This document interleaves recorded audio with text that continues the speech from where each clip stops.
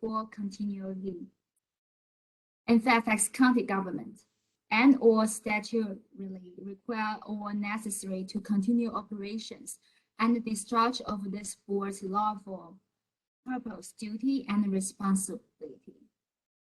And I'm going to state our rule for tonight. So the meeting will be recorded. Recording of this meeting will be uploaded to Reston Transportation Service District Advisory Board website within 10 working days of the meeting to avoid sound quality and feedback issue. Participants should keep their microphone muted and less speaking. Please use the hand raise feature to ask a question or speak. Due to the sound quality and feedback issue, WebEx meeting run best if speakers wait until they are called on to begin speaking.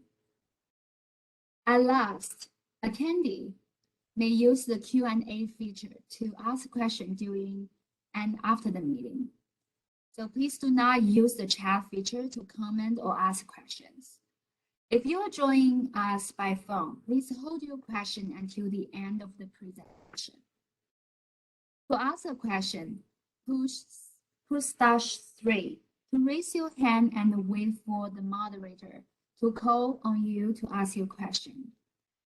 Once you're finished, push *3 to lower your hand.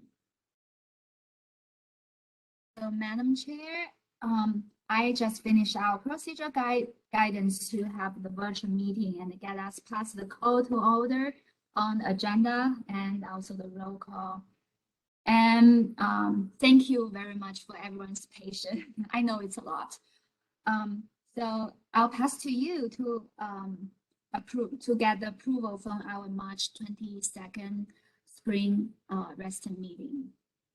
Terrific. Thanks so much, May. One more time, if we could have approval from a motion to approve moving forward with our meeting. Make that motion to move forward with the meeting. Thanks so much, Gary. And a second would be John Mooney seconds. Thanks, John. And again, if there are any objections, please speak vocally. All right, let's roll. And again, thank you so much, May. The first action on our agenda is to approve the minutes that were provided to you in the board packet from our spring meeting, which was held electronically on March 22nd of 2021. If anyone has any modifications, could you please bring them forward now? If not, then we'll call a vote for all those who were serving on the committee as of March 22nd, 2021. May I have a motion to approve those minutes as stated? Thanks, John Mooney. And a second?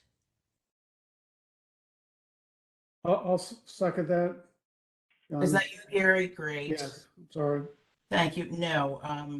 And appreciate that. Again, are there any not in favor of the minutes as presented? Please vocalize. Okay, the minutes from March 22nd are approved.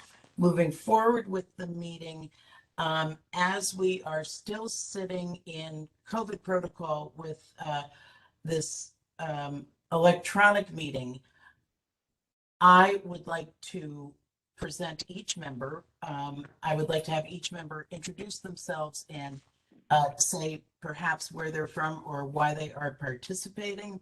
And we'll go around the dial. It's very difficult. We have a very robust community group here tonight that's participating. I think we have more members of this advisory board than we've had since its inception. And I think that that is very exciting.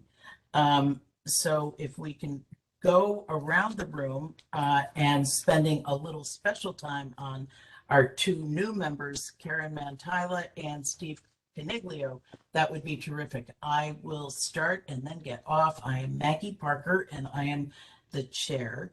I have been involved in Reston business and development for the past couple of decades. I have recently left a developer and am now the executive director of Partnership Reston.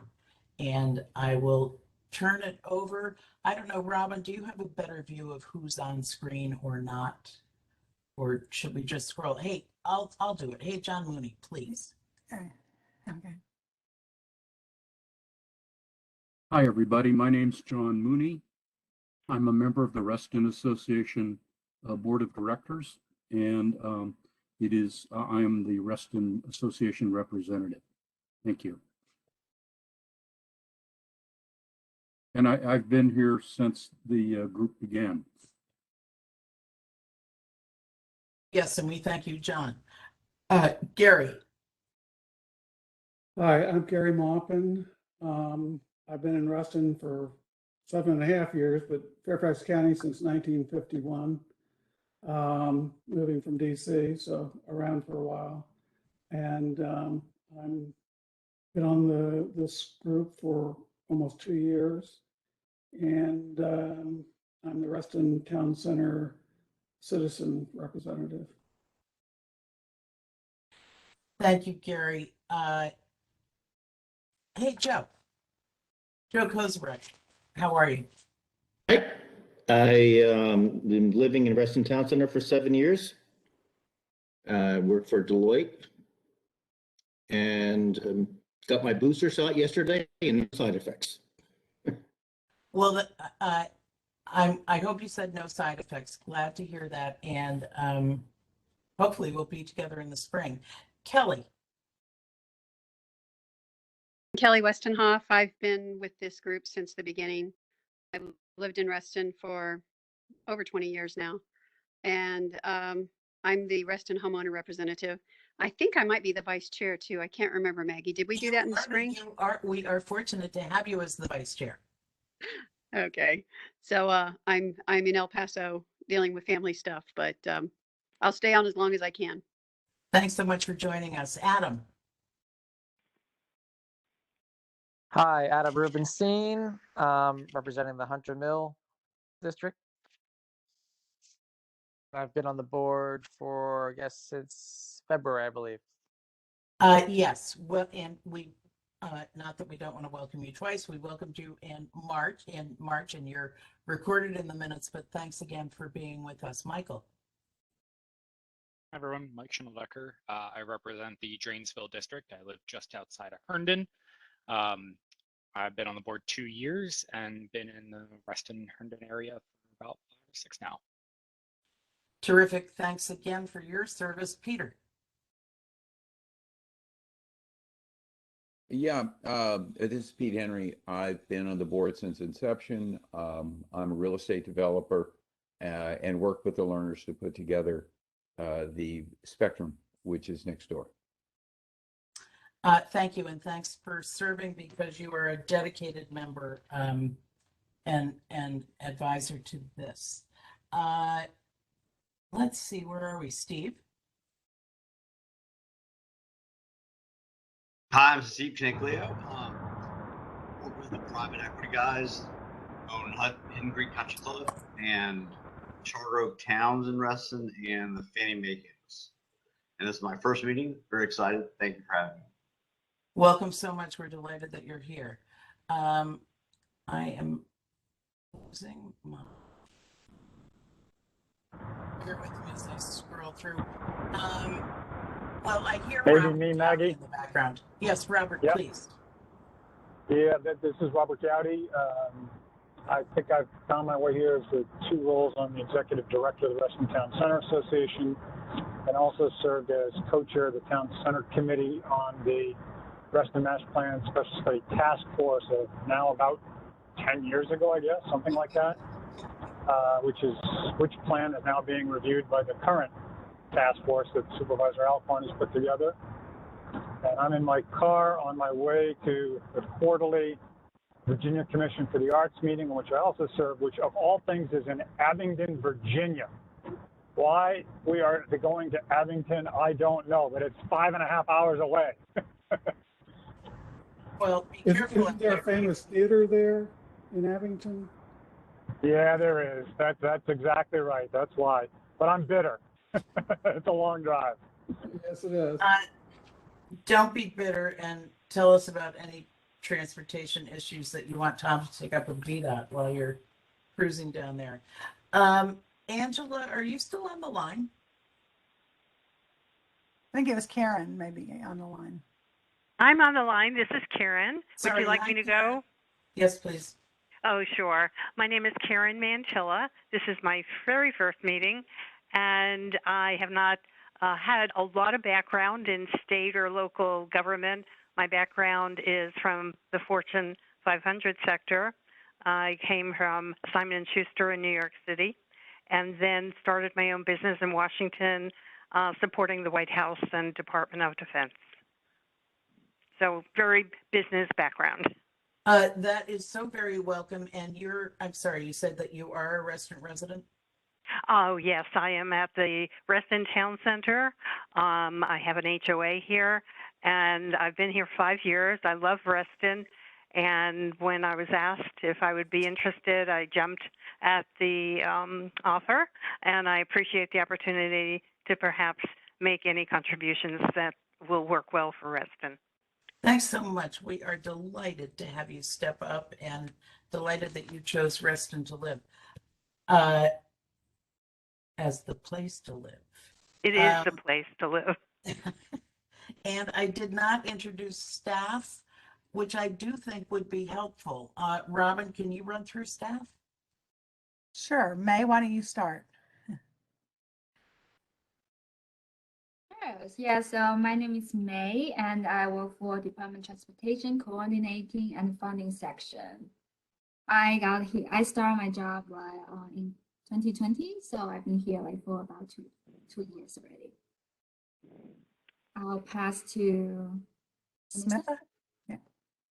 Sure. Good evening, everyone. My name is Smitha Chalapa, and I'm with FCDOT. I work with Ray and May in the Coordination and Funding Section division, and I've been with the county for about 14.5 years. So, thank you. Thanks, Smitha. And Ray? Good evening, all. My name is Ray Johnson. I work in the funding section of Fairfax County Department of Transportation. Chief of the funding section. I am one of the previous staff contacts for this advisory board, which is now May's role.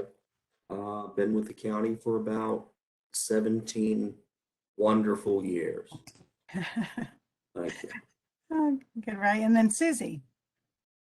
Hi, good evening, everyone. I'm Susie Batista with the Department of Planning and Development. I oversee the Urban Center section. So we primarily oversee land use and urban design review for Tysons and Reston. And my background is in landscape architecture and urban planning, and I've been with the county for 14 years. And finally, our director, Tom Bashadny.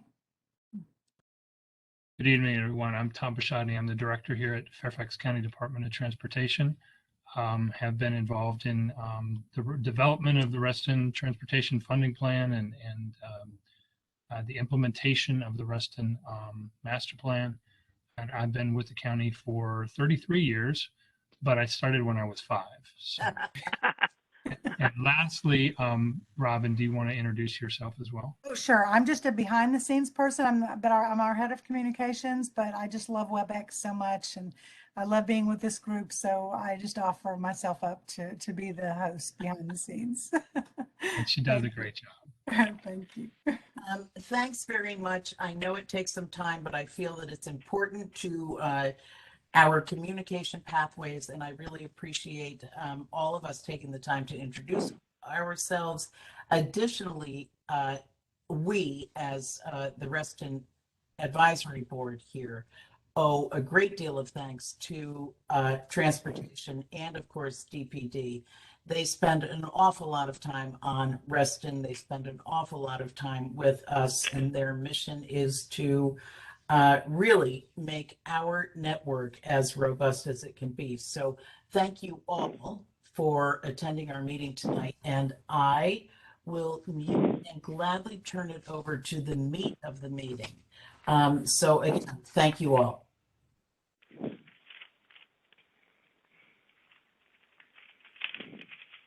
Thank you, everyone. It was wonderful to know everybody.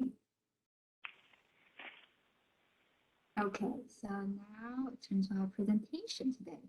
So in today's meeting, we will cover development activity and then transportation project update for Reston. Then we will have like a touch up with the service district and the road fund allocation and adjustment of the road fund rate. So now I'm giving the stage to Susie for development activity. Susie, please let me know if you can say next, and I will move the slides. Sounds great. Thanks, May. So thanks for having me this evening. I'm here to just provide some updates on recent development activity and a little bit of pipeline data for what's coming around the corner for Reston. So you can go ahead to the next slide. So of course, significant growth continues along the Silver Line. And to date, since 2014, since the comprehensive plan was amended and adopted, we've had 37 major rezoning applications approved. And the totals are there's some really large developments coming through. So we have about 16 million square feet of commercial development that's approved, 16.6 million square feet of residential development. And in terms of profit contributions, we have commitments for up to $27.8 million towards the development of athletic fields in Reston. And currently, there's 6 major zoning applications under review, or what we would call in process. So included in those 6 is applications that are actively under review and applications that we have that are considered in the pipeline but are on an indefinite deferral. So basically, they're not really that active at this point in time. But so including all of those 6, that includes about 123 acres across the 3 TSAs and 2.8 million square feet of commercial development and about 4.7 million square feet of residential development is included in that total. You can go ahead. So in terms of developments that were approved in 2021, we have the Reston Gateway revisions to their approval for a particular block, for Block D. And that overall development scheme is about 4.8 million square feet. About 1.9 million of that is residential and about 2.9 of that is non-residential. So that was just approved fairly recently. In addition to that, approved was the Isaac Newton Square rezoning application, and that's located at the Wheelie Reston East within that TSA, at the intersection of Sunset Hills and Wheelie Avenue. And they received approval for a final development plan for phase 1 infrastructure. So roads and streetscape and other public improvements that were going to go in with that final development plan. And I believe they are actively working towards a site plan approval for that road network. So as I mentioned, and I 2 are not shown here that are on indefinite deferral. They've been pretty on ice for a long time, so we didn't include them on the slide here, but I can always tease that information out if anyone's interested. But the 4 large ones here, we have some changes at Reston Heights. This case has been on ice for a little bit, but their total proposing with the changes would be about 120,000 square feet of residential development, 8,000 non-residential, for a total of about 128,000 square feet over at the Reston Heights. Another redevelopment that's pending is the Reston Town Center North. And here we have an image showing some revised changes or proposed changes to the layout. I don't have the totals here exactly since it's really in flux right now, but we can certainly provide those if anyone's interested. We can pull those numbers. Another large project that's been on indefinite deferral is the Association Drive application. And that one is at the Wheelie Reston East TSA. And finally, the Fannie Mae application, which is at 1600 American Dreamway. That's currently actively under review. And that's at the Wheelie Reston East TSA. About a total of 232,000 square feet of residential development, 396,000 square feet of non-residential development, bringing the total proposed development to about 630,000 square feet. So that's what we have today in terms of kind of what's coming in the pipeline, and happy to answer any questions when we get through everything. Thank you so much, Susie. And here's our transportation updates. The first is the Dallas Rails Silver Line Phase 2. So to people who is not very familiar with this project, it's a 11.2-mile Silver Line extension, which includes 6 new rail stations, 3 in Fairfax County, 1 at Dallas Airport, and 2 in Loudon. The overall project is about 99% complete. We're now going through the cleanup, inspection, and testing stage. And the total project estimate is $2.78 billion. And Maggie, there's some late breaking news on this, that they have reached substantial completion on both the rail line and stations and the yard as of last week. So that's a very positive achievement for the rail project. Terrific, Tom. Thank you so much for calling everyone's attention to that. And that rail yard was one that was kind of hanging out there. So anyway, great news. Thanks, Tom. Yes, very exciting news.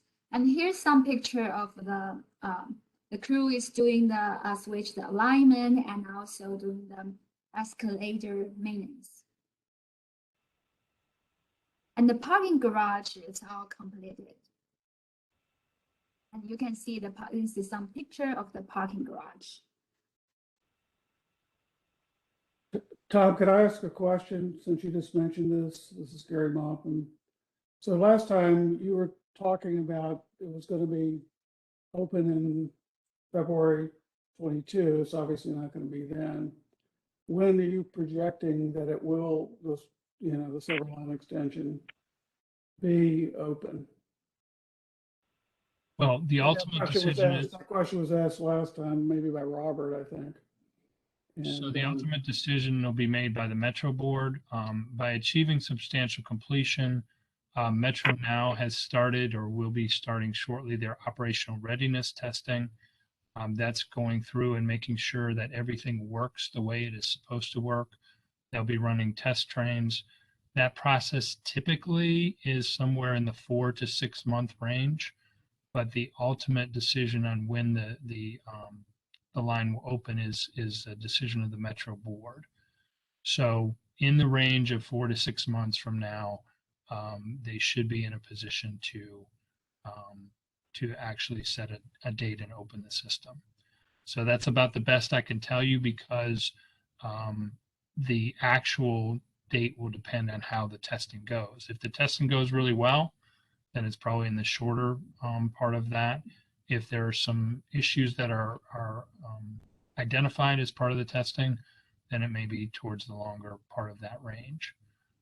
Obviously, we hope that it's toward the shorter part of that range, but until they get into the testing, it's going to be hard to say specifically.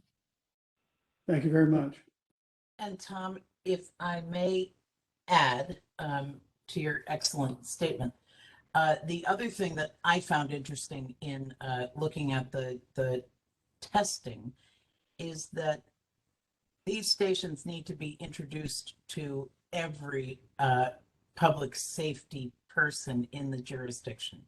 So in addition to making sure that I'm not even going to joke, but making sure that things run right, every EMT, every fire battalion, every policeman needs to know how to get in, how it operates, where the emergency procedures, how they best take place.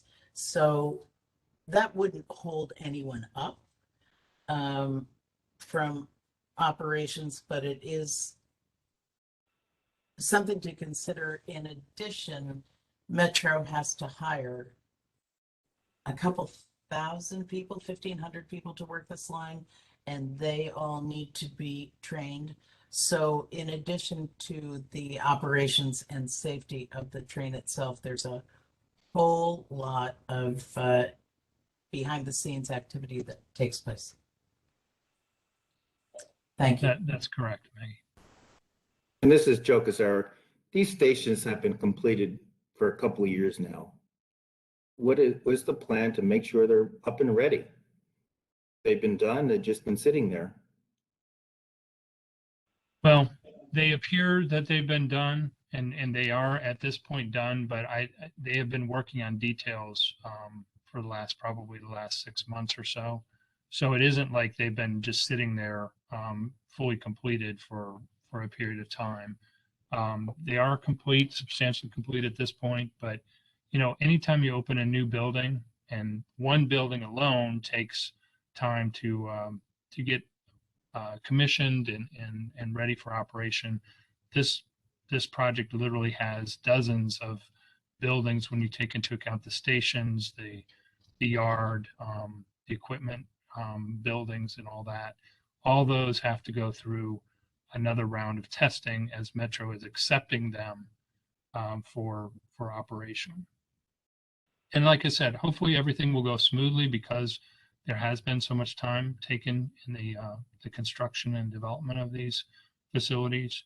But until we have the results of those tests, it's going to be hard to tell you exactly when the opening date will be. Maybe this is not the Two forum. major milestones. Yeah, maybe it's not the forum to address this, but all the concrete issues, what has been done with that over the years?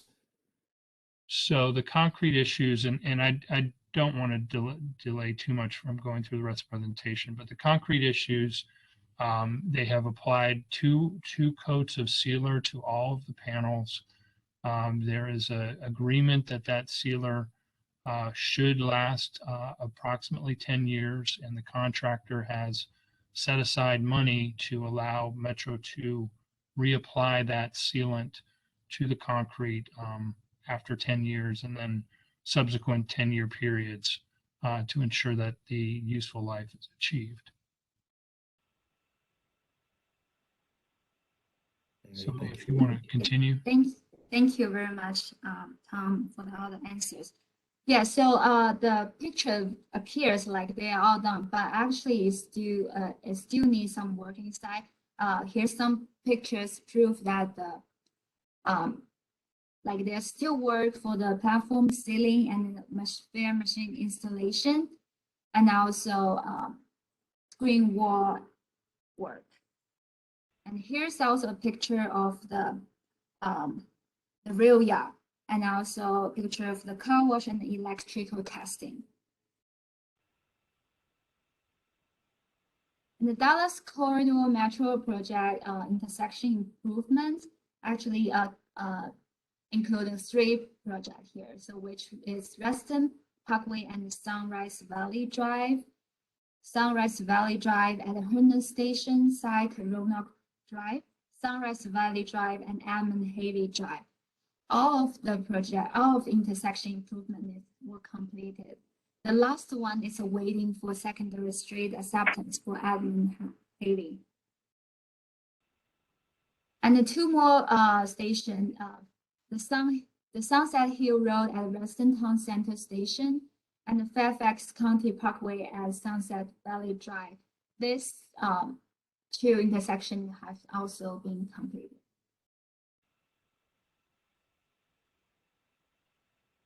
And here's the Soapstone connector.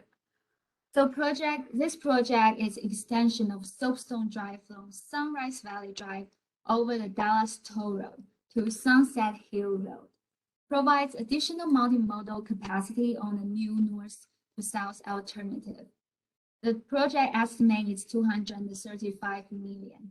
And currently we're at the environmental stage. We're working on the federal requirements, and this is expected to be complete in early 2022. And here's our tentative schedule. And the construction expect to begin in 2027. And the Soapstone connector funding, the funding agreement between the county and the VDOT for implementation of the project executed on December 19, 2017. And 74 million was requested through NVTA earlier this year. And here's allocation of how we got our funds to fund for Soapstone Connector project. The total estimate, as you can see, is 35 million. May, can I ask a question? On that last chart, please. Yes, please. If you could go back to it. Previous one. I guess I'm glancing at this and I got a little lost in the colors over here. Never mind, I got it. I see what it is now. Okay. Apologize. And we also have a question and answer after the presentation, so everybody can get a chance to express their comments too. Again, this is Joe Kazera. Why does it take so long to get this done, this overpass? So the issue is the environmental document at this point. And as part of the review of the environmental document, there was a determination made by the federal government that the Association Drive properties are historic. And as a result of that, there was a significant amount of additional work that we've had to do to look at alternatives to avoid impacting that group of buildings. And in the end, we were not able to find an alternative that would avoid one of those buildings. May, if you could go back to your other slide that shows the map, please. So we were not able to avoid the building. If you switch the slides, May. Yeah, previous slide. There we go. There you go. No. There. So you see the blue area that's shaded there, and what we're trying to do is connect to the intersection of Soapstone Drive, and you can see kind of in the just above Sunrise Valley Drive, there's a white building there, kind of in the center of the blue area, and we're not able to avoid that building. So because that area has been designated as historic, we have to propose mitigation, and we have to come to an agreement with a number of affected parties on what the mitigation for that building will be. And so that has taken some time. There's no question about it. And we're very close to wrapping that up. We should be able to do that in early 2022 and then move into the next phase of the project. But that is really where the challenge for this project has been, is trying to work through the historic designation of Association Drive and whether or not there was a way to avoid impacting that particular building. Okay, thank you. Helpful answer. Thank you. Sure. Thank you. And he brings us to the Road 7 widening, Dallas Toll Road to Reston Avenue. So this project is to widen Road 7 from 4 to 6 lane from Jarrett Valley Drive to Reston Avenue, including section improvement, shared use trail, and upgraded bus stop. So the total project is estimated at 314 million. And the overall project is more than half completed now. It's like 55% completed. And here's a picture at the intersection of the Dallas Toll Road and the Reston Avenue. So it's still under work. And there are here's the intersection improvements. The first one is Fairfax County Parkway at Sunrise Valley Drive. So this project right now just had the traffic analysis report completed, and the new lane assignment on the Parkway was approved by VDOT. The second one is Reston Parkway at the Baron Cameron Avenue. This one is we're evaluating additional building alternative of dual left turn lane on our approaches. Conceptual design scheduled to be completed in later this month. And here's the Wheeling Avenue at W&OD Trail. So the project is currently in land acquisition phase. The public hearing has been scheduled on last month to acquire land right to the three remaining property. This three property is a Pupatella Pizza, McDonald, and Taco Bell.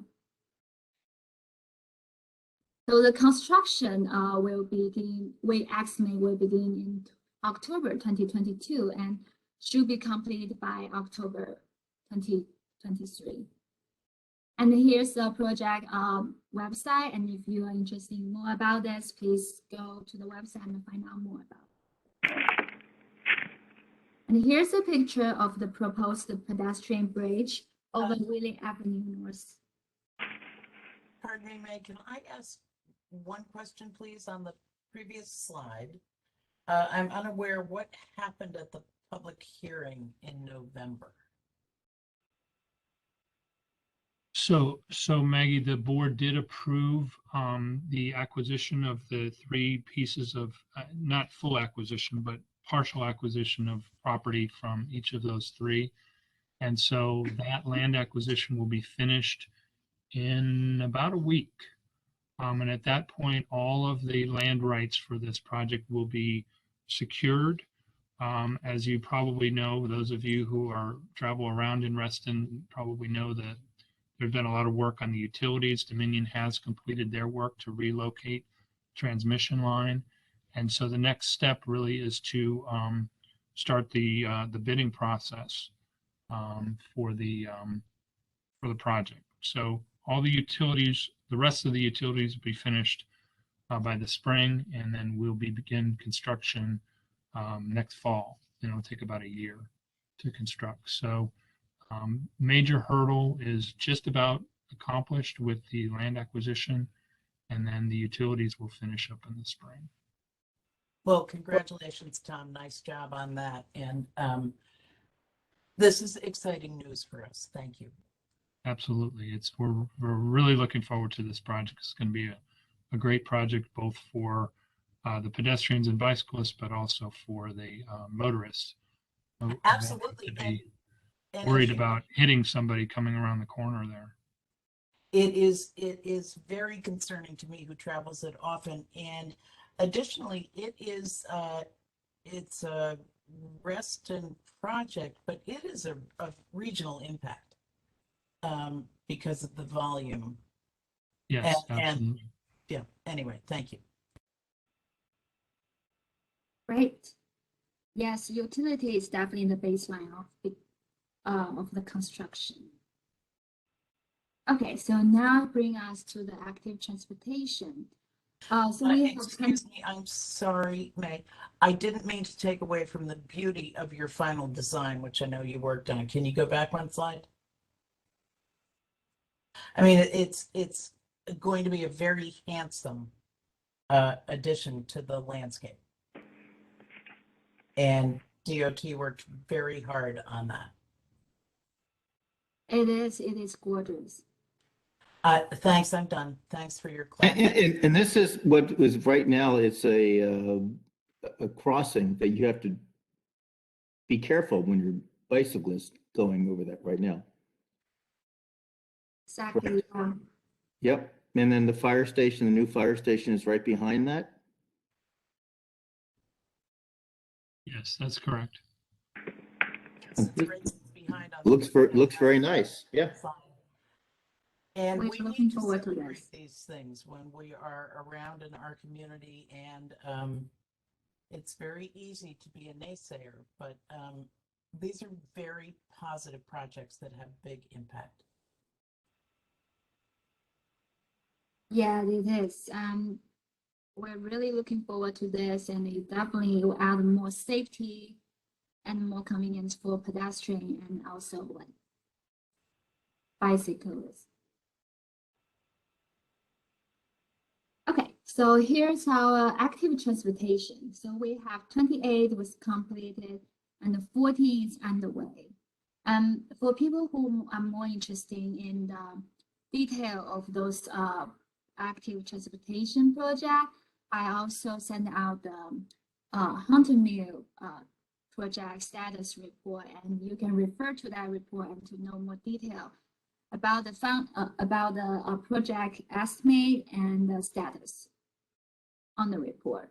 And the bike share update is so the county aiming to install 19 new stations as part of the federal grant, and the installation starting this summer already. And for I know like some people ask me about the latest status report. I want to say the latest one is the February status report that I sent it out. So we have a status report that'll be coming out later this month, and we will make sure that we send that to the group once it's completed. And I'm sorry, Tom, that's a status report for bike share? Hunter Mill Street. For the Hunter Mill, it's actually a countywide, but we separate out the Hunter Mill projects for this group. Okay. Yeah, it's if I could jump in, it's a very important thing for all of us to have. We have the February one, and of course we're now in December, and that usually is provided, and it's got a lot of detail on it that's crucial. You can get to it by going to our website and see that. I'll have a few comments maybe later when May is through this related to that report. It's pretty important. Thanks, Gary. Can I go back to one less important thing? But Tom, bike share, Reston, stats, certainly coming back out of COVID, and Reston scooter impact. Any quick thoughts on that? What your offices are hearing? Bike share is definitely growing again. So we opened in May have a slide on this, but do you have a slide on this, May? If you do, I won't steal your thunder. No, I think this is on the Okay. side. Okay. So bike share numbers are growing again. Obviously, last year they dropped off significantly from 2019, but they are. We saw good growth in the numbers over this summer, and of course, we opened a whole bunch of new stations, 19 new stations in Reston. Right. So that's helping the numbers.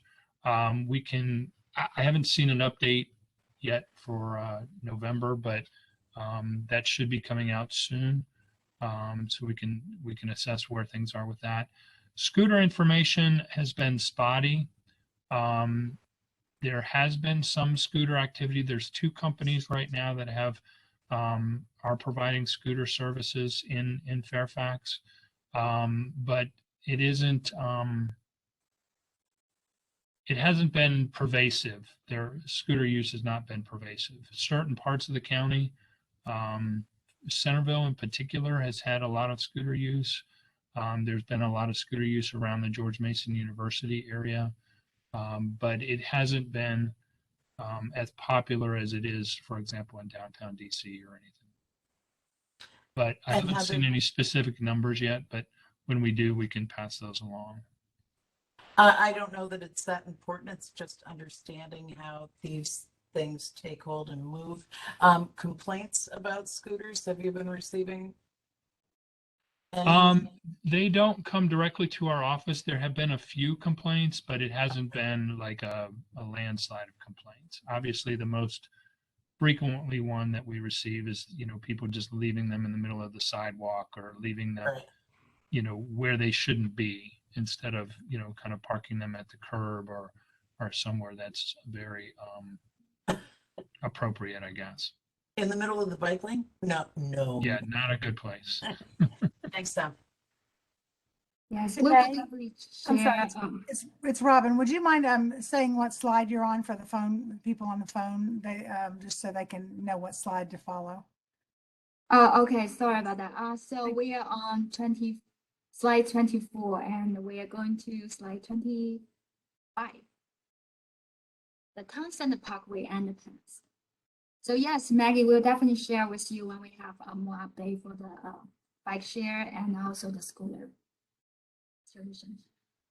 Yeah, so for the town center parkway and the path study, so this is an extension of the town center parkway from Sunset Hill Road to Sunrise Valley Drive.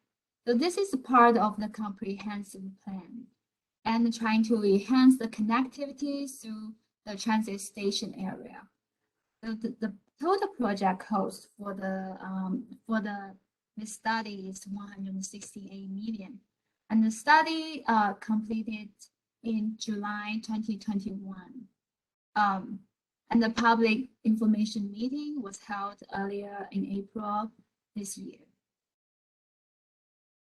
So sorry, this is the project cost, and the study already been completed.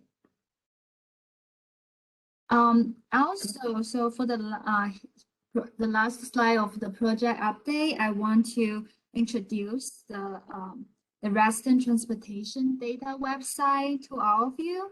So this is the data hub for most of the Reston transportation data, like the travel mode, like the transit monitoring and the pedestrian and the bike monitoring data, or other like project status and the project cost. Like there will be like maps to show, and the maps and also graphic to help you visualize and see where the project is status right now and help you understand this data better.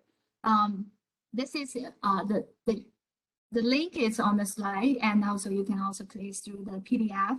So I believe that will be great helpful if people are interested in this and want to know more about the transportation updates.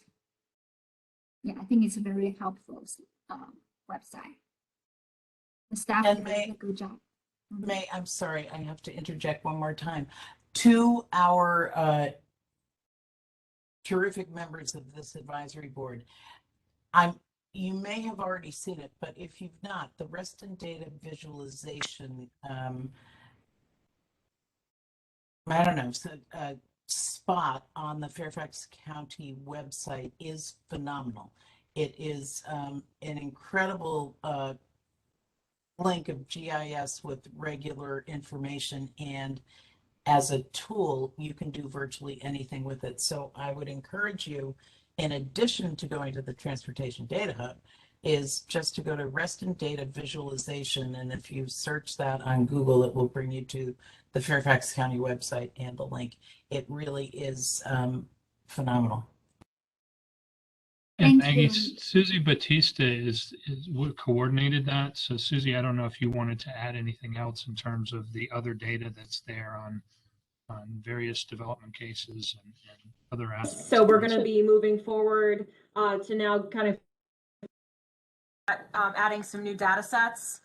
So we're really excited about continuing to build out this tool to really create transparency in the data, make it more accessible for people, and also to utilize technology, because some of the really great things is that we have so many data sets from different sources, but you can pull them all into GIS and you can start to layer those parts and pieces and really do analysis using this GIS tool to inform decision making in the future. So we're really excited about continuing to build out this tool and making it more accessible for everyone. So thanks, Tom, for the pitch. Thanks, Susie and Tom. It's a remarkable tool for any citizen or any person who's in economic development or whatever. Thank you. Thank you, everyone, for emphasizing that. Yeah, this is a great tool, and it's very easy to access to the public. Okay, so it brings us to about our finance. And now, so we are at slide 27. Now going to 28. The recap of the Reston Service District and the road fund rate adjustment and collection. So the Reston road collections start on 2017, and so the collection to today, it's about $18 million. And the service district collection start on 2018, and to today, it's about it's about $9 million. And total receipt for FY 2022 is about $27 million. We also have got approved the project, and we have $1 million. So it brings us to the balance of the road fund and the service district collection to $25 to $26 million. And here's the most updated road fund rate and adjustment. So to people who's not familiar with that, so our road fund rate are adjusted annually by the annual rate of inflation. So we usually get the rate that reported by the United States Department of Labor or Bureau of Labor Statistics. So the rate adjustment for earlier this year is 1.4%, the CPIU rate. And for this year, so the 2021 rate for Reston, for the non-residential, is 10.38 per square feet, and for the residential is 2,268 per unit. So this rate was approved by the board on March 23, and it was effective on April 1st this year. But staff will return to the advisory board for the spring 2022 proposed rate change to. And I'm sorry, May, we have new folks. And could you please go back to page 28 and just give the quick definition of who is funding the road fund and funds the service district? So I'm happy to jump in there if that's okay. This is Ray Johnson. So road fund contributions are made from the developers during rezoning, and the rates that are applicable to the road fund contribution on the next slide. So it was basically X number of dollars for a rezoning, X number of dollars times X number of dollars per square footage, non-residential square footage is what is contributed by developers at rezoning, or X dollars times residential dwelling unit. So the developers are contributing toward the road fund, and the residential folks and the commercial folks are paying toward the service district. I thought the service district was just commercial with a small, a very minute subset of residential that happened to fall into the transit station areas. Or the contributions are both commercial and residential for service district, but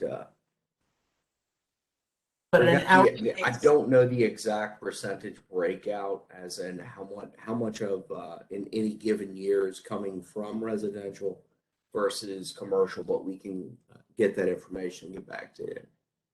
Thanks. I just think it's important to note that it is a very small percentage of, in general, the Reston residential population. Okay, so if you're talking Ray, about let me jump in, Ray. So the service district applies to all property within the boundaries of the Reston transit station area. So whether they're commercial properties or residential properties.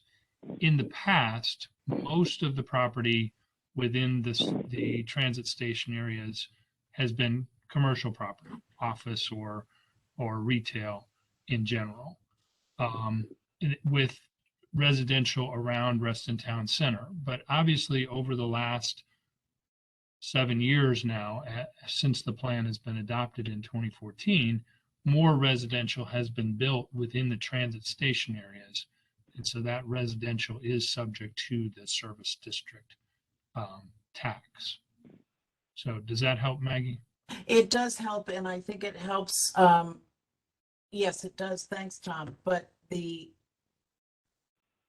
it's just for our advisory board. It's all about the what we can share and elucidate people on, and the commercial, or actually the homes that are included, the residential that's included in the taxable rate in the TSA are only the for sale units, which are again minority, because any of the rental units are considered commercial. That's correct. So it's still just wanting to say that the general public in Reston is not participating nor being asked to participate in the service district. It's the residential within the transit station areas. That's correct. So the village center residential or the single family residential that's outside the transit station areas. Any for sale residential, right? Anyway, thanks. So the residential buildings that are rentals, they still get an applicable share of that. They can be charged back as part of the rent, depending on how they're charged. I'm sorry, I didn't hear you, Gary. I just want to make sure I understand. If you have a residential building, it is taxed. And it may be individually to the owners if it's an owned unit. So the apartment buildings they're considered commercial buildings.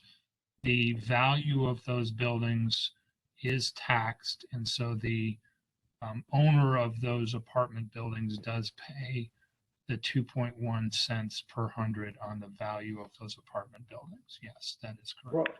Right. So that doesn't mean they're excluded, because the rental fee for that essentially may include that. That's just the only point I was trying to make. Sure, you're right. As the same as anybody who's leasing space in an office building. Right. But yes, but any rental property is considered a commercial use. That's correct. Can we go to the next slide? I want to see that, the numbers there. So you're in Reston, residential, 2268. Is that per unit? Yes, that's per dwelling unit. Like if you have a condo in Reston Town Center, that is going to be your tax for the year. No. No, this is new. This is the upfront rate. So at the time the development is built, so there's two at site plan, they pay a quarter of it, and then at occupancy permit, they pay the other 75% of it. But it's per unit, one-time payment. So it's paid by the developer at the time that they receive the occupancy permit for the unit. The person who buys the unit does not pay that. They will pay the ongoing service district rate.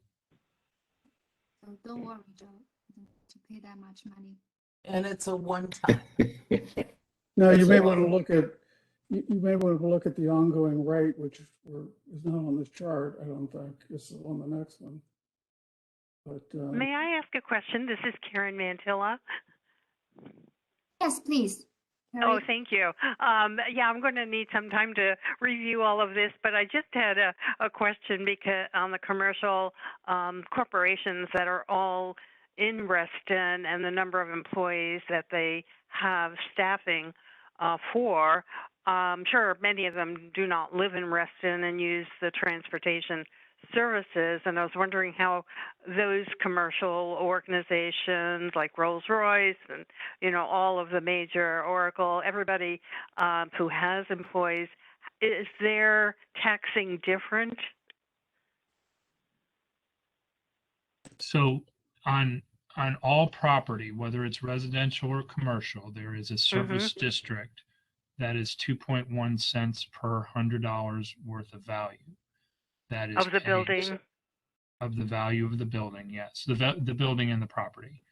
Okay. So if it's an office building, the owner of the office building is paying that, and they are likely distributing the cost to the rent for each of the tenants of their office building.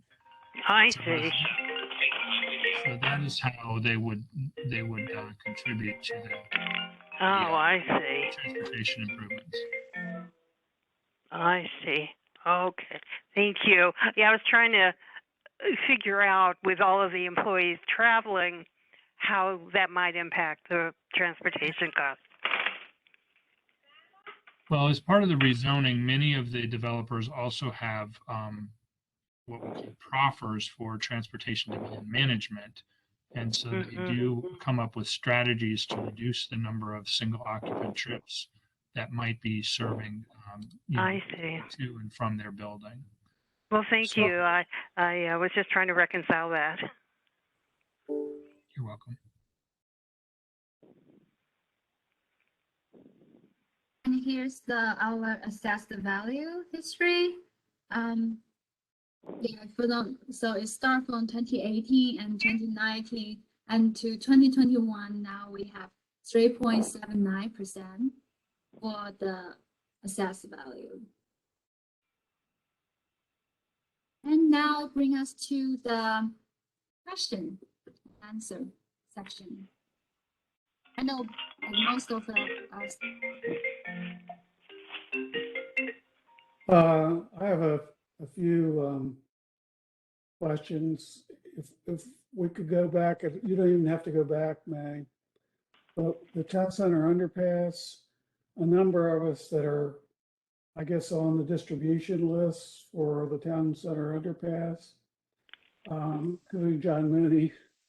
I don't know if anybody else is on this, but others got this today, is the final report from the study. And it came in this afternoon. I haven't looked at it.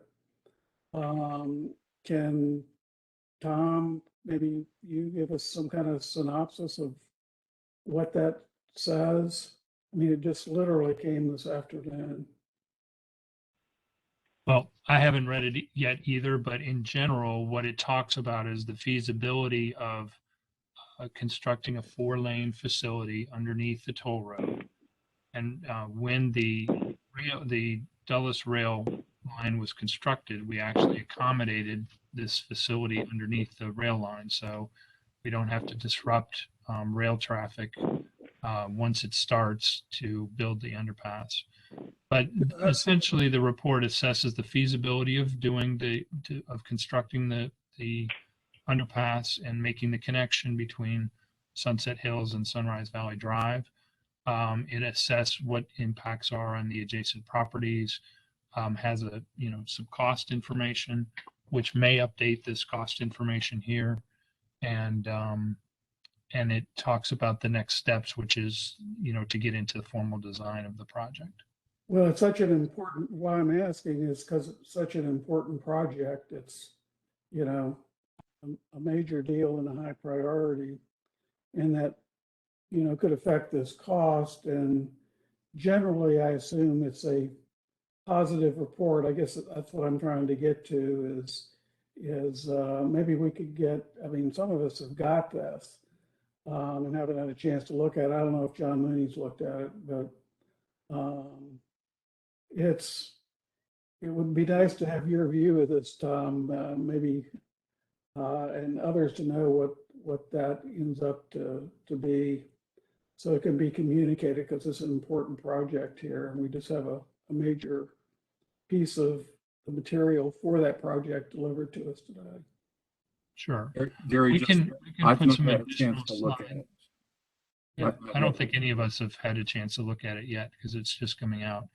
But we can provide some more detailed information at your March meeting for related to this project.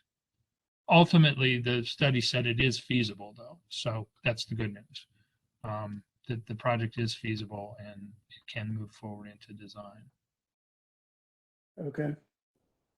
I think this is an important project, actually, Right. going under underpass. Because, you know, the other side, Sunrise Valley, was going to have so much growth over there in the next couple of years. I'm all for it. I just don't know how logistically it's going to be done. You know, digging under the tollway. Joe, if you send me your email, or I'll find your email, I'll send you the report. Okay, great. One question. Can you say whether any special changes will have to be made to Town Center Parkway to absorb any new traffic coming from this underpass? No, there's no changes to Town Center Parkway other than that at the intersection of Sunset Hills and Town Center Parkway, there has to be some adjustments made at that intersection. There is a slight change in elevation as the road needs to go down underneath the toll road, although the toll road is actually above that intersection right now. But there's no major changes, you know, there's no widening or anything like that that's would happen to Town Center Parkway. So basically, it will not increase the north-south traffic. It will simply provide other pathways for it to follow. Is that the theory?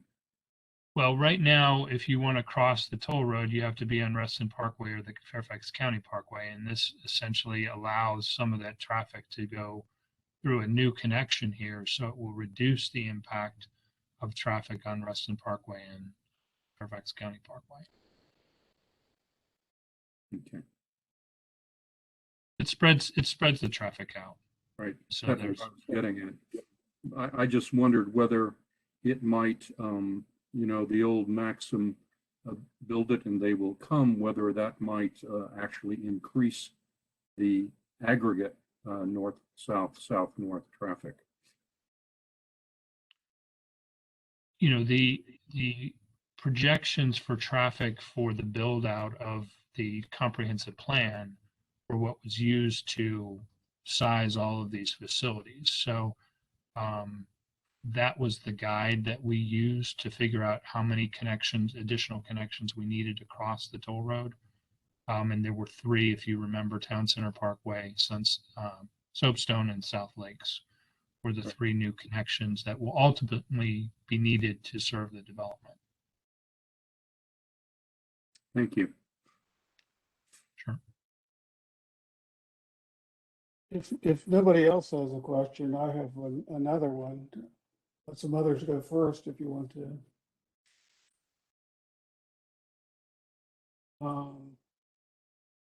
I'll go ahead. I think an important thing that May alluded to and talked about was the 100 Mill District project status report. The one we have is May. I'd sure like those to come out a little faster. But Tom, when I looked at this, the one from February that we just got, and I compared it to last year's February, in general, there's a lot of, you know, increase in completion dates. In general, if you go through the report, I mean, I could talk about a lot of these projects, but I kind of was surprised when I looked at that and saw how many there were. I don't know if you have any thought of that or you noticed that. I mean, you know, a project is a project. I understand that. And, you know, things happen and sometimes there has to be a change, and some of them are explained on here. But there was quite a few. I wondered if you've noticed that. And the second thing is, in looking at this and looking at the current estimates on it, I understood those current estimates, and this is a question for you, I guess, Tom, are the total value of the project. But when I went through here and saw increases, for example, they were increases almost directly related to the increase in funding. So if a project got, you know, $500,000 and it got another source, you know, a piece of the funding from 100 to 200, I'm making these numbers up. The project increase in the last year went to 600. So that didn't make any sense to me. And I wonder if you could comment on those two things. Well, the first one is for every project in the report, if there is a delay, there should be an explanation for the delay that's in the comments section on that particular project. And I think depending on which project you're looking at, there may be different reasons for delays. Sometimes the delays are due to land acquisition. If it becomes complicated, if we need to go to kind of extenuating circumstances to acquire property, that could delay a project. Sometimes utility relocations delay a project. So there's, and in the case of Soapstone, the environmental work that we talked about earlier has delayed that project. So there's different reasons potentially for each of the projects, but they should be explained in the comment section of the report. And most of them are, Tom. But there was such a large number of them compared to what I was expecting. I just wonder if you had any, if there's just a general, set of issues that lead us to so many of these. And well, of course, I don't think there's one particular reason that we can point to, but I would say that the pandemic has not been, it has not made things easier for implementing projects. Between COVID restrictions and people contracting the virus and the workforce issues, there have been a number of challenges this past year in implementing projects. So it hasn't been the most desirable environment to try and advance projects. But each individual project has its own situation, which is described in the report. Regarding the funding piece, and Ray can speak to this if he would like to embellish upon it, but what we try and do is we fund the current estimate of the project. So if the project estimate goes up, then Ray and his team will look for ways to fill the gap so that we can continue to move projects through the pipeline. The last thing we want to do is have a project stop because the funding isn't there to continue the project. So that's at a juggling act, if I can describe it that way, that Ray and his team go through on a daily basis to ensure that projects that are in the pipeline continue to have the funding that they need to move to the next phase. So we may not fund the entire project, but we want to make sure that the entire design is funded, and then the entire land acquisition is funded, and then the entire construction. So oftentimes that's done in phases as opposed to putting the whole amount of money on a project that's going to take multiple years to implement. Yeah, I hear that, but it looks kind of strange. Maybe I'll get to Ray and Mai with a couple of these as to, they just look a little strange, that's all. If you have specific questions, we can certainly talk with you about those offline. Okay. Thank you.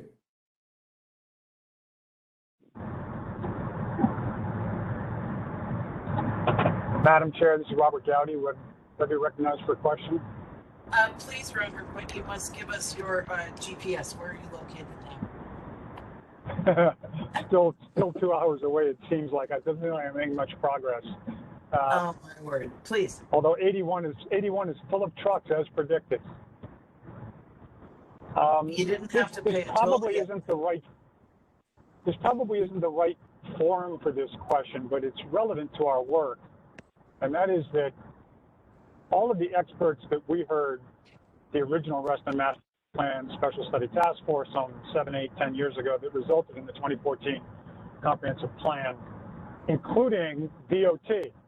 I can remember Lenny, I forget Lenny's last name, Leonard and others from DOT testifying that the single best tool that we had in the toolbox to mitigate traffic imports of the coming development would have balanced with the coming office development, much of which was already entitled in the corridor.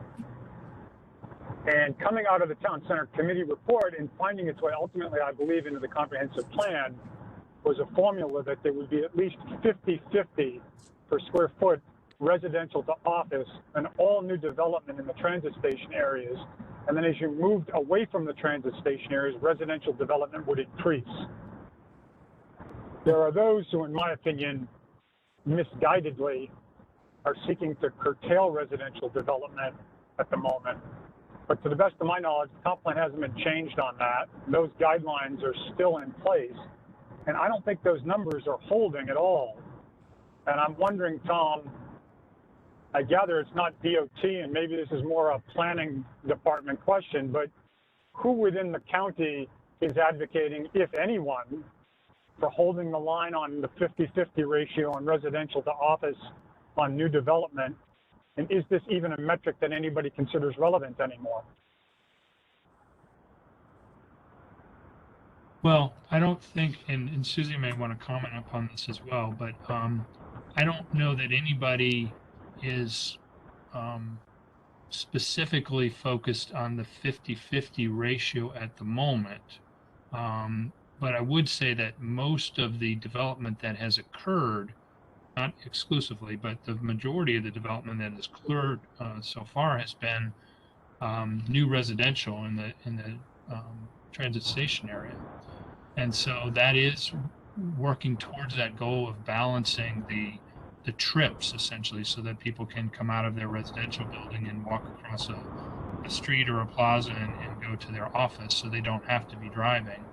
So I think the market is actually resulting in a much more balanced transit station area than we had before 2014, because most of what's been built has been residential. And Susie, do you want to comment any further on that? Sure, thanks, Tom. So as I understand it, the task force is currently there's a task force looking at potential plans, changes to the comprehensive plan. And at this point in time, those recommendations are from the task force. I don't believe that staff has, to my knowledge, like we're waiting for the task force to do their work, and then we will conduct our work.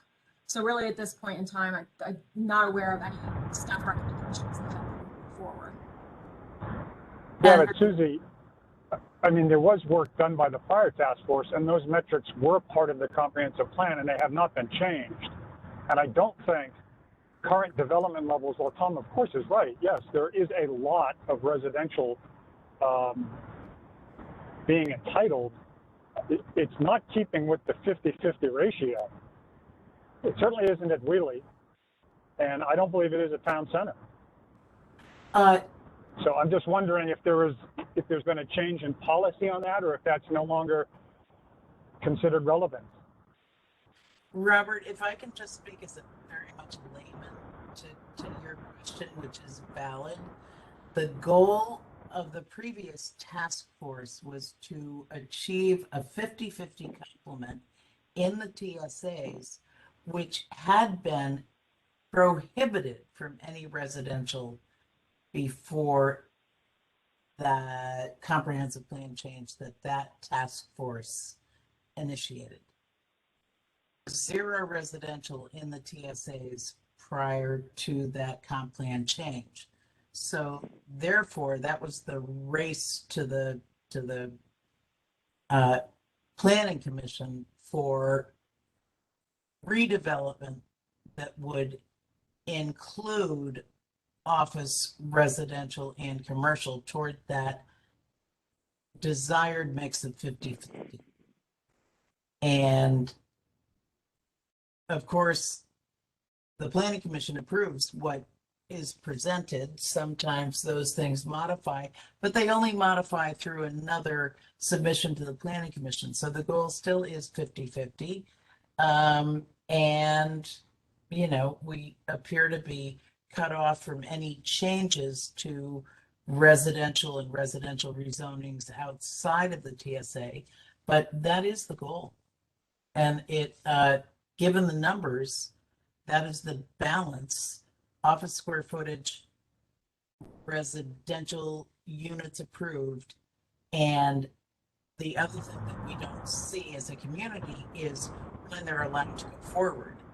Often in the rezonings, you cannot put forward for 300 units of housing until you've delivered X number of office square feet. So perhaps I didn't answer your question, but that's my feeling. It sounds like what you're saying, though, Maggie, is that there is no policy, there has not been any policy change since the 2014 comprehensive plan.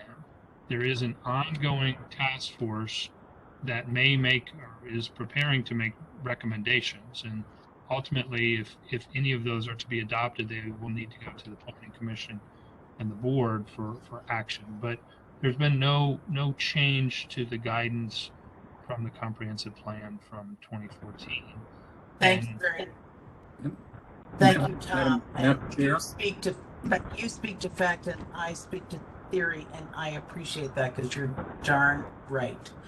John Mooney, I hear you. Yes, I would just state that as a member of the comp plan task force, the current comp plan task force, that principle of that balance that Robert talked about is still part of the recommendation that we're working on.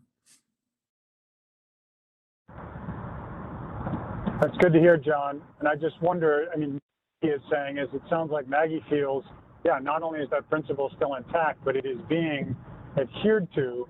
I'm not sure the numbers reflect that. And I wonder, and I want to be clear, we're never going to get to 50-50 in the TSAs because there was already a lot of office built and entitled, but all new development, not already existing development, all new office would have to be 50-50 with residential. And it may be that those numbers are matching up. I haven't seen them. And Robert, I need to interject. I do not feel that that was the last task force's objective. It's an aspirational goal to deliver to the transit station areas within multimodal access, within walkable access, 50-50. And you talk about a lot of square footage of office. It was very low density office. And that doesn't equate. Anyway. Madam President, I think you made an important point. That 50-50 balance was for the transit station areas and in a special way for the TOD areas. Yes. And as you move away from the TOD areas, that the beneficial effects of 50-50 decline because the distance to metro for those living at a greater distance diminishes. That's all true, John, but in fact, as you move away from the TOD areas, residential percentages were supposed to increase. Reston was to be more, not less residential as you moved out of the TSAs. So the 50-50 balance inside the TSAs, and especially the TOD areas, was an important paradigm. And to Maggie's point, yes, it's aspirational, okay, like everything in the comprehensive plan is aspirational. But if we're moving off of those numbers significantly, and I don't know that we are, I just haven't seen them. I was asking if we're keeping up with it. It's unclear to me that we are. If we're not keeping up with those aspirations, it might be interesting to understand why. But it's probably not this group's job, and it's not within our purview, but it's relevant to our work. They're very good points, Robert, and I think that's more task force oriented, but you're right. And I can say from having studied these things that I think they're doing a pretty good job within the TSAs and the TODs. As in terms of moving outside of them, I don't know, and it doesn't look like that's going to happen, but that is the current comp plan task force's business coming out of the supervisor's office. Thank you. Thanks for the conversation.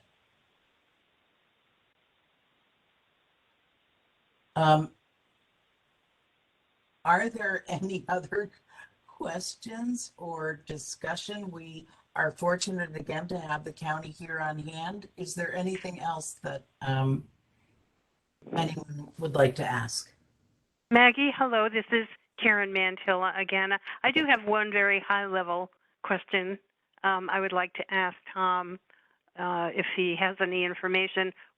May I ask a question? Please. Thank you.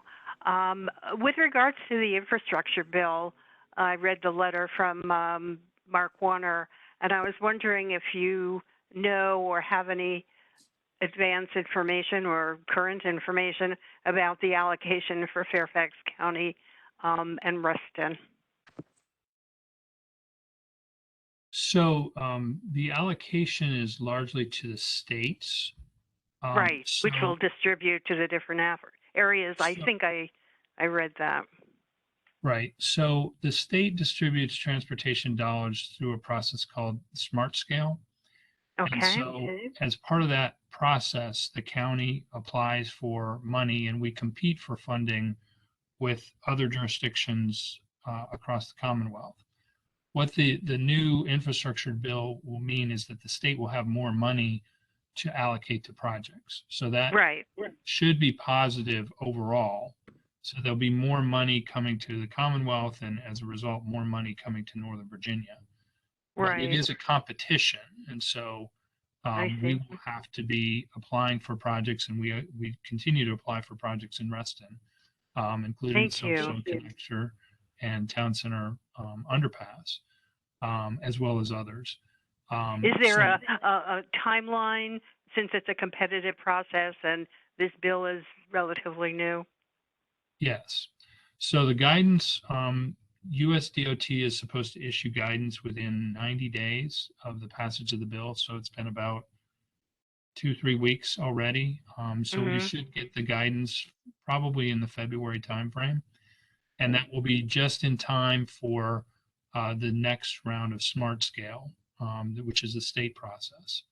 So Ray and his team will be working to coordinate our applications.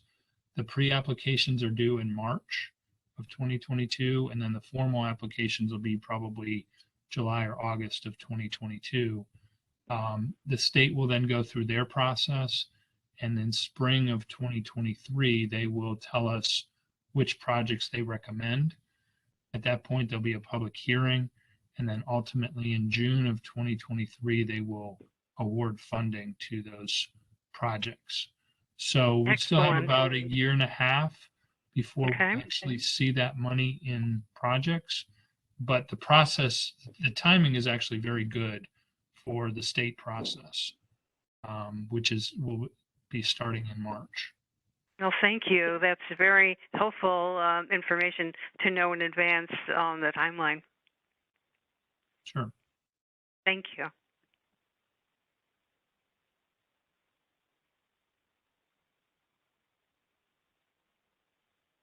I do have one additional question for our team. Is there anything that you feel is missing? Is there anything that you feel could inform you better about the state of transportation in Reston and how we should allocate our funding from the special tax or transportation service tax districts tax? Pardon me. What would you like to know? Is there any way to prepare better for the spring meeting? I think this was a great meeting with great information and great Q&A, but I would ask if there are more things that you would like to see, more education that you would like to have, that you can share it now or send any email or communicate to staff or to me. Well, this is Karen again. I don't want to take up all the time, but I do have one to answer your question, Maggie, if I can go ahead. Please. And that is the education portion for the residents of Reston. And how is that process done to educate the public on what's happening and going forward? And maybe there's something already in place and I don't know it because I'm so new, but I'm just thinking about that. I think you bring up the $64 million question is how do we share what's available? Yes. And of course, I or staff would be so happy to walk you through the tools that are out there and the information and the links or the questions that you can ask of anyone at the county at any time. I don't know if any of our other members, John Mooney is deeply immersed in transportation in his role at Reston Association and in his role as a citizen. It's always so difficult to get the news out that we have a lot of news to share. Right. So John, do you have anything to say or? It's rare that we focused in Reston Association. So I'm a member of the Reston Association board, and it's rare that we focus exclusively on an issue that's exclusively transportation. It's usually an issue of development which has transportation implications. That's typically when issues would come up or discussions would come up at the board. But even those are rare. What we have tried to do during the comprehensive plan revision is give an update every month at the board meetings, at the Reston Association board meetings, on what's happening in the comprehensive plan. We will be having sometime in January, most likely, a meeting of our board of directors specifically on the comprehensive plan, and a portion of it will be on the transportation chapter in the comprehensive plan. I'd be happy to chat with you offline about it later. But that would be wonderful. And the other thing, thanks, John. The other thing, Karen, there are many links. We'll find a way to share our contact information. I'll put my phone number in chat. We will share with you the many links that you can get to transportation updates. And again, the conversation, the interest is the great thing. And there is so much information out there, but Maggie, having trouble hearing you. Oh, sorry. You know what, Gary? I didn't have much more to say except there is information available, and I will share some options with you. Madam Chairman? Yes, please, Tom. I think the other thing that could be very useful to the citizens is the data visualization tool. Absolutely. That Susie was talking about and May talked about earlier. There is a whole bunch of information there on all different kinds of aspects of development. Transportation has a big chunk of it, but the other infrastructure that is being provided by the through development, the developments themselves. So that's a really good source, and that is going to be the most current and up-to-date source from the county in terms of data. So, and I know there's been some effort to get the word out about that. I'm sure that will continue, but that's one really good source of information for the community. Thank you so much for bringing that up, Tom. You are so right. And May, if you would be so kind as to get the link from Susie and share it with this group, because again, in addition to being mindful, these are the ambassadors, and it is an incredible tool. So thank you, Susie, and let's share that link with this advisory board. Happy to do that. Thank you. Again, I posted my contact information on chat if you want to get a hold of me. Thank you. Good job, John. Do we have other questions, information? We will be meeting in the spring. I would hope to communicate with you before the spring or have staff communicate with you.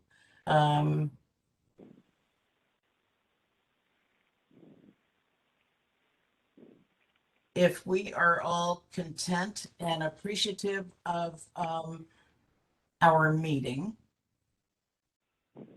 I would host a recommendation to adjourn. Okay, Maggie, could I interject? Please, Can we Gary. talk about the spring meeting in terms of a date? Because last time we weren't in time to hit the budget cycle if we had to have a change, if we had to have had a change. And Supervisor Alcorn, got on the line about that as well. So I think it's important that we set a date, and maybe the county has to do this, but they made a decision, I think, on the 23rd, and we weren't finished till the 22nd, or we didn't have our meeting till the 21st or 20th. So something, we were a day off or something. So, Thank you so much for bringing that up. That's a great point. Staff, what is the date you need to present your rate, and how do we work our date well before that? Typically, you'll need to have your recommendation to the board by about the 10th of April. But we can work with you to schedule a meeting probably the end of February, beginning of March, and then you'll have adequate time to have your discussion and make your recommendation. We certainly don't want to rush your deliberations. I know we've struggled the last 2 years because of the pandemic. There's no question about that. Right. But I think if we schedule something late February, early March, there'll be plenty of time for you to discuss and submit your recommendation to the board. That's terrific. As soon as you can get some tentative dates for that last week of February, we can circulate, get a consensus, and set something up. Sure, we can do that. That's good. Any other comments? And thank you, Gary.